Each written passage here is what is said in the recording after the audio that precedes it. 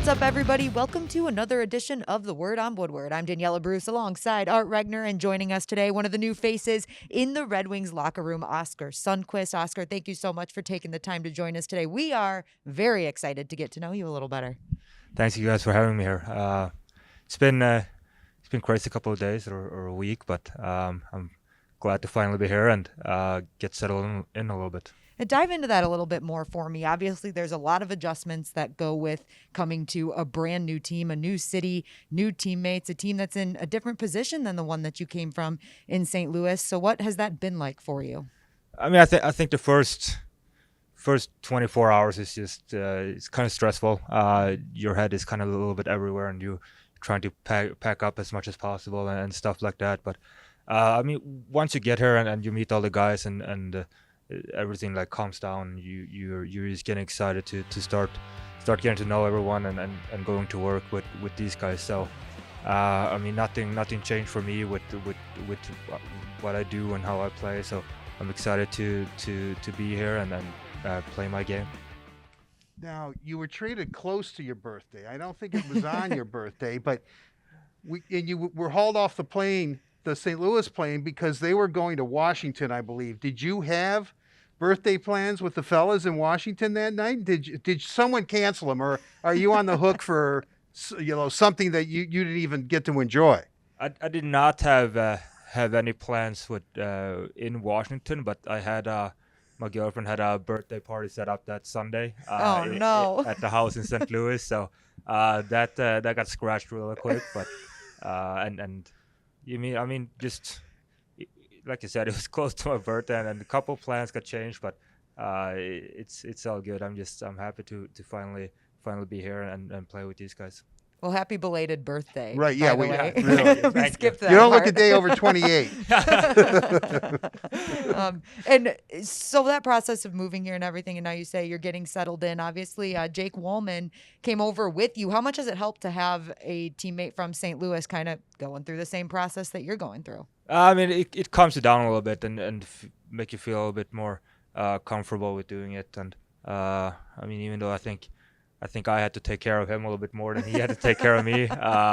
He was kind of asking me a bunch of questions and is this your first time too getting traded? And he's like, oh no, it's not. You got traded from Pittsburgh. I forgot about that and stuff like that. But I just told him to as soon as we land in Detroit, everything's gonna calm down, and when we get to meet everyone and get to know everyone, it's gonna be all good. So. It definitely helps having one with you, and like I said, I think it calms you down a little bit. Looking at your history, being from Sweden, and I know that you played the SHL, and the last time I tried to pronounce the team you played for in the SHL, Jonathan Berggren said I was swearing in Swedish, so I'm not even going to go there. Skellefteå? Well, Right? I guess what I said was not... Did I say it right? Skellefteå? Skellefteå. Yeah. That's good. I did not. You did not say that? I said something like, ended it with T-E-A or something. And Berggren said, no, you don't want to say that. So so I'm not going to say it.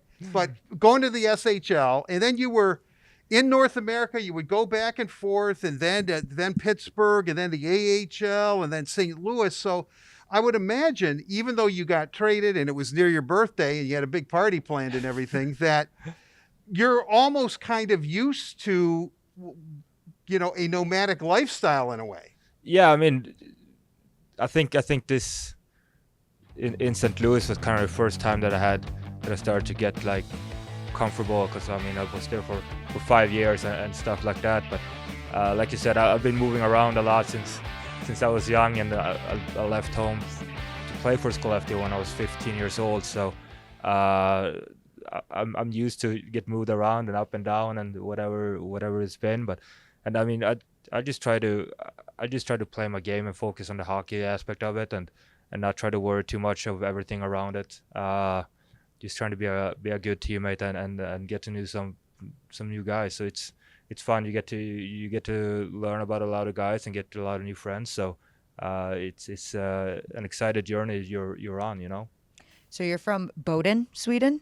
Yeah, correct. Pretty far north, right? Pretty far north, even further north than Holmström. So Oh, it's further north than Yeah. Homer. So Well, we yeah. always joke that he's from the North Pole. So Yeah. where are Well, you from? See, we've got a bunch of questions because Homer was constantly teased by his Red Wing teammates. Not even, and there were a lot of Swedish players on the roster, but even the North Americans were getting in on it. And so I do have a few questions I'm going to say for you about growing up there. But you are Bowden Yeah. is north. He grew up in. See, I don't want to say it because anything that ends in Say it wrong. TEA, I think I'm swearing. So, but PT. Or PTO? PTO, yeah. Yeah. So that is you're significantly, or at least it looks.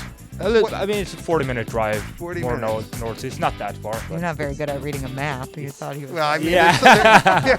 you know, it's Sweden. You know what I mean? I'm looking at it. I mean, it's you know, looks like like Florida kind of. Yeah. Thomas Holmstrom, Homer, this is for you, buddy. Okay.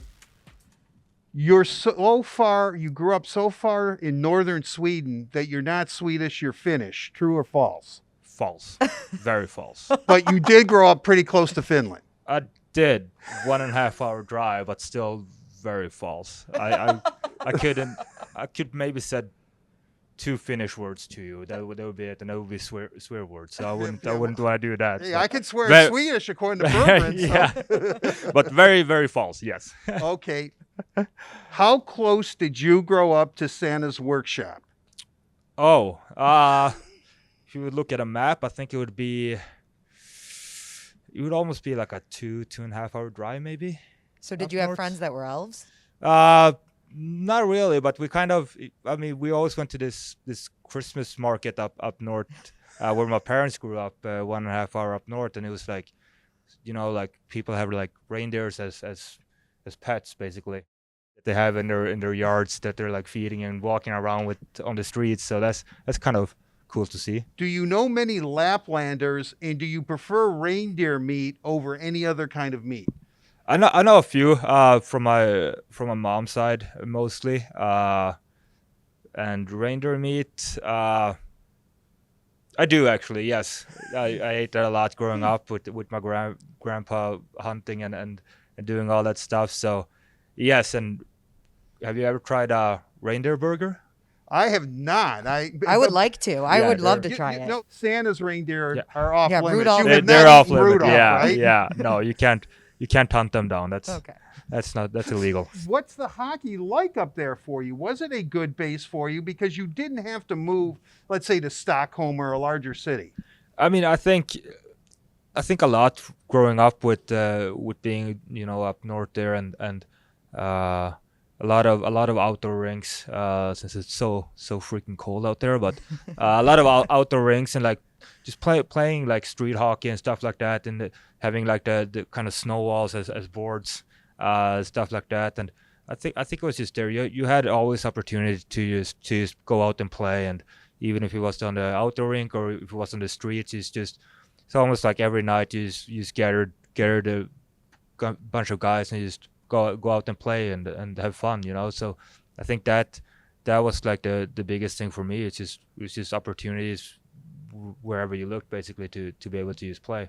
And you also bring some experience too. Your career hasn't been that long, but you've been a part of 2 Stanley Cup championship teams, one in Pittsburgh in 2016, and then a huge part of the 2019 Cup run for the St. Louis Blues. That's all cool, but I saw what you did with the Stanley Cup when you got to take it to Sweden with you. Describe that to us, because that was pretty cool. And this was after the 2019 Yeah. St. Louis win, right? Yeah, because I kind of wanted to have it in both Boden and Skellefteå, and How far apart are those 2 cities? it's about 1.5 2 hour drive. Okay. And kind of actually, my former teammate Alexander Steen kind of screwed me a little bit with my schedule, because I had it all set up and everything was fine, and then Steiner was supposed to have a half day and a half day, and obviously he didn't want that. He wanted a full day. So they moved the half day and half day over to me. So we started scrambling a little bit, and my dad knew a guy kind of in the military, and they had these brand new military helicopters. There were only 3 of them in Sweden at that point, so that they're like, yeah, of course you can borrow it, and we fly you from Boden to Skellefteå that morning and make sure that everything goes smoothly and stuff like that. So that was a very, very unique and cool experience that I haven't or wasn't expecting at all. Now that you have spent about a week here, you've been practicing a little bit, playing in games, kind of getting a feel for the team. Has that changed your goals at all? And what are those goals as you finish out this season? I mean, obviously, you coming here and looking up and down the lineup and getting to know the guys and seeing them on the ice, I kind of get amazed how talented this team is. It's a bunch of talent out there, and I mean, if we can get everybody to kind of buy into our system and everything like that, I think this team can go far. And I mean, next year I wouldn't expect anything less than fighting for playoffs and getting into the playoffs. I mean, that's what we all are here for. That's what we play for, and eventually we obviously want to win another Stanley Cup to Detroit. So my goal as a team next year would be making it to the playoffs for sure, and how I can help with maybe my two-way game and helping the younger guys maybe buy into learning little situations during the games and when to release pressure and stuff like that. I'm happy to help, and I mean, we're not happy with not being in the playoffs, obviously, and we're gonna try to change that as quick as possible. And thank all of you for tuning in to another edition of The Word on Woodward. We'll see you next time.